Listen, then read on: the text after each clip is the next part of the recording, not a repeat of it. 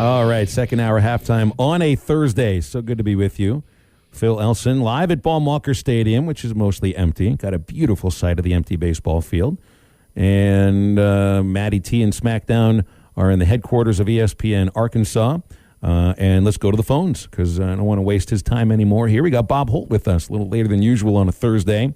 It's because Tony Vitello, the baseball head coach for Tennessee, had a Zoom press conference about an hour ago to preview the big series coming up this weekend. And Bob was obviously in on that. So, Bob, how you doing today, man? We'll get into you with this Zoom press conference with Tony V pretty soon. How you doing? I'm good. How are you guys? We're great. So, was the first question to Tony Vitello about his relationship with Dave Van Horn or what it's like to coach against him, or did they go in a different direction? I actually missed the very first question. I was having the spinning beach ball issues with people with laptops and maybe relate to that, but I don't think I missed a whole lot. But I don't think the first question was about Dave, but there was a lot of Arkansas media in there, so we obviously got into that subject. Yeah.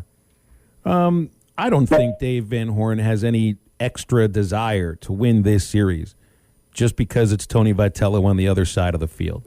You know, and I mean, there are some split-ups that don't go well. There are some breakups that end with both sides not liking each other. I don't think that's the case at all between Tony Vitello and Dave Van Horn. And you got a couple of other coaches for Tennessee that either worked for Dave in Josh Elander or played for him in Luke Bonfield. And I know that Dave's got positive feelings for those guys too.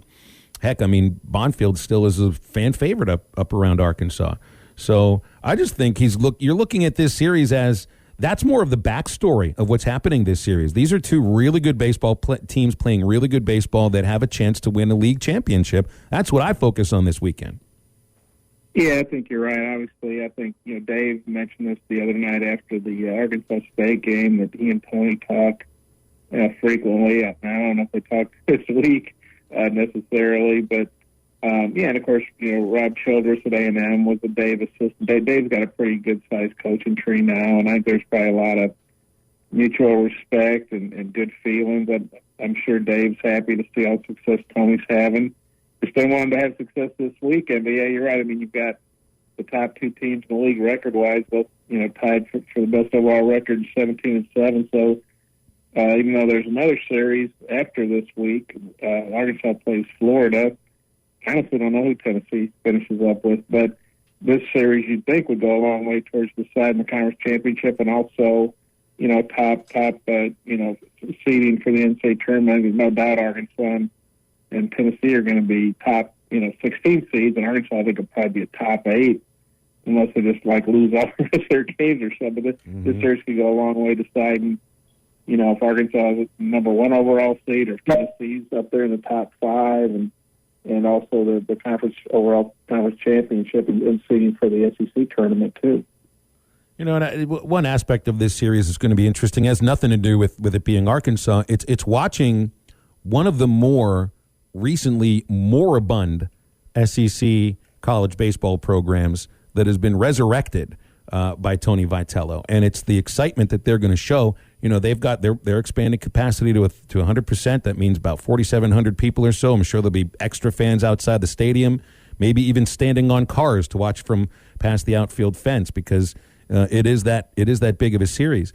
But Tennessee, obviously, people call it a football school. The football team hasn't been good in a long time. Women's basketball's not been at the same level that they were used to. Men's basketball is has been good of late, but this is a fan base that's really thirsting for a big winner. And right now they're glomming onto baseball in a way that they never have before. And I kind of wonder, and I don't know if this was something that was brought up to Tony, Bob, but it probably has to be about the excitement around the program, the excitement about this series specifically. And I kind of wonder with Tennessee being under the spotlight in a way that they haven't been yet. I feel Arkansas has been in the spotlight in more of a way than Tennessee has.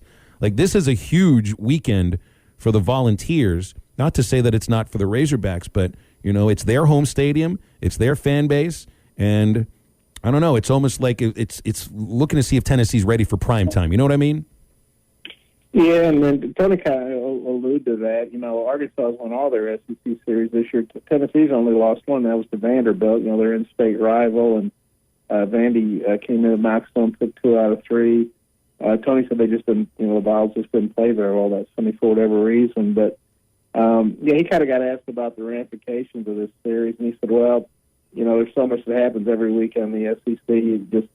I'm paraphrasing here, but I think he basically said, hey, just, play the series, keep your nose to the grindstone, and see where you're at, when you're on the bus to Hoover. I guess they're going to bus. They'll be on a bus, around Hoover at least. And, but yeah, you've got all these subplots, I guess, with, former Arkansas assistant Tony Vitello going against one of his mentors, Dave. And like you said, you've got Josh Elander, who's on the staff here, and Luke Bonfield, who is a really, really good hitter, veteran presence here on some really good teams. But at the end of the day, this is about, the winner of this series is going to be leading the SEC coming out of it, so that's the big thing. But yeah, there's a lot of interesting, sidebars to it as well. Bob Holt joining us here on Halftime. Bob, let's transition over to basketball with some pretty big news that's been coming through this week with Jackson Robinson transferring in from Texas A&M. We'll get to him in a second. Obviously, the big news yesterday, Keith Smart coming to the Razorbacks and joining as an assistant coach with Eric Musselman and this basketball team as the final position open on this coaching staff. And Bob, from all signs considered, with his coaching experience, particularly on the professional ranks with the NBA, the CBA, Coach Musselman got himself a darn good coach that I think a lot of these players will really get keen into just based solely off his professional experience. Yeah, I think Eric really, since he got here, and maybe did this in Nevada too, he's kind of got sort of an NBA model for his program. I think the gap, or whatever you want to call it, between the NBA and major college basketball is kind of closing.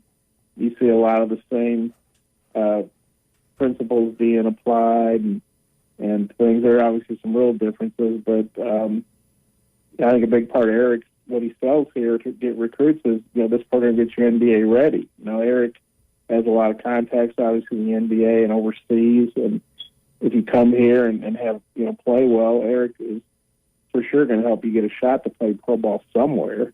Everybody wants to play in the NBA, but there are lots of playing opportunities overseas or in the G League or whatever the case might be.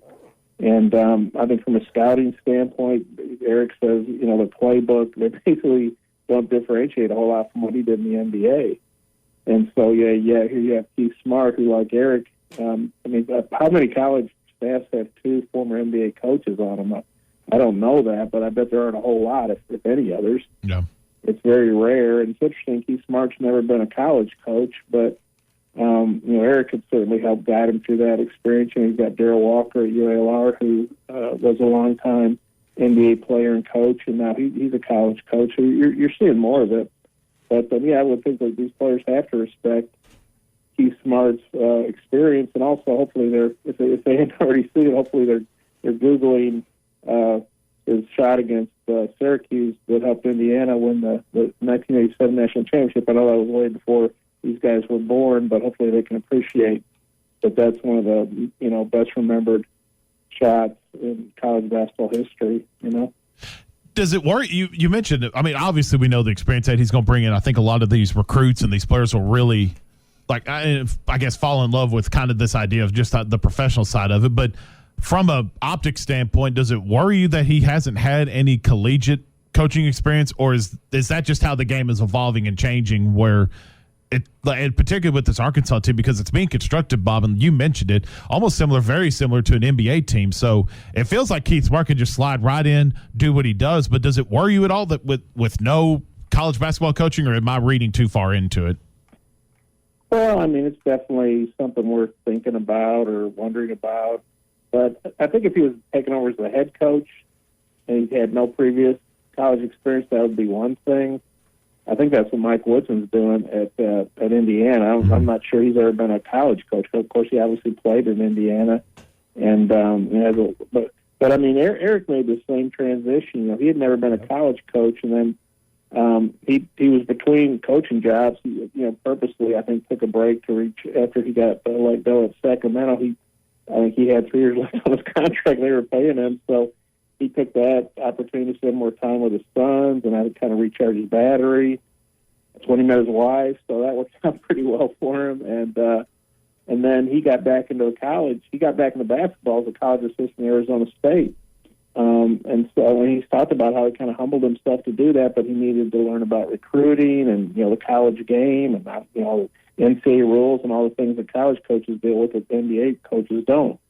And so I think Eric could certainly help guide Keith Smart through that. I think if he was going to be the head coach, it would be different, but I think as an assistant, and especially working for a guy who's already made that transition and done it very successfully like Eric has, I think I don't really see that as an issue, at least not for me it isn't.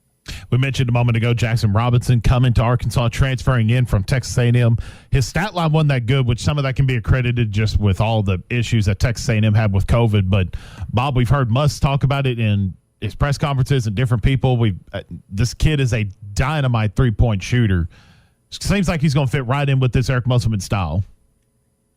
Yeah, and he's 6'7", which you got to like. I mean, he's a big wing player. He's a guy they liked out of high school, had recruited heavily, and then he decided to reclassify and went to Texas A&M. Things didn't work out there. I mean, the transfer portal, it's been with us for a while, but now especially with the one-time waiver getting passed, guys can transfer.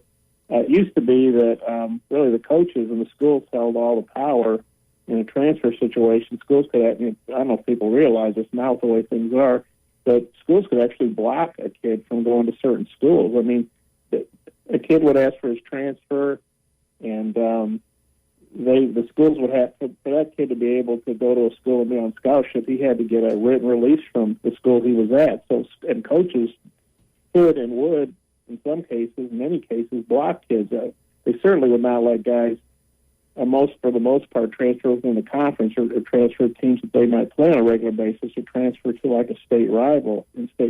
So now the players certainly, and I think rightfully so, have a lot more power. They can transfer where they want. Within, I think 6 guys have transferred within the conference, and they're immediately eligible. They don't have to redshirt. So it's a whole different world. And I guess sorry, kind of stammered there, but getting back to the original thing, I think Robinson had a good relationship with Eric. He visited Arkansas multiple times, as he said, so it was a logical landing spot for him when he decided he wanted to leave A&M. Bob, we got to leave it there, man. Appreciate your time as always. Thanks for your expertise and for coming on with us today, and as often as you do. And we'll be reading you in the Democrat Gazette. Okay, you guys take care. Thanks, Bob. Got it. That's Bob Holt, the one and only. He'll be with us next Thursday as well. Great day to get out for some fishing. Hey, this weekend will be great, too. Make sure you got the Yum Dinger in your tackle box. This is what you need to catch all of the largemouth bass that have spawned across Arkansas and Oklahoma. And it's made by Pradco Outdoor Fishing by the truckloads in Fort Smith. 3-inch, 4-inch, 5-inch, 6-inch sizes. Wacky rigging the 5-inch model can't be beat for spawning bass. You'll find the Yum Dinger at Walmart, Bass Pro Shops, Academy, Lornet.com, and tackle stores all over the place. The Yum